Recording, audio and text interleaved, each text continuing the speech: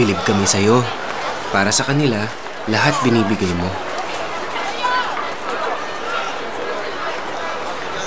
Pero paano ang benepisyo kung may overdue SSS loan ka pa?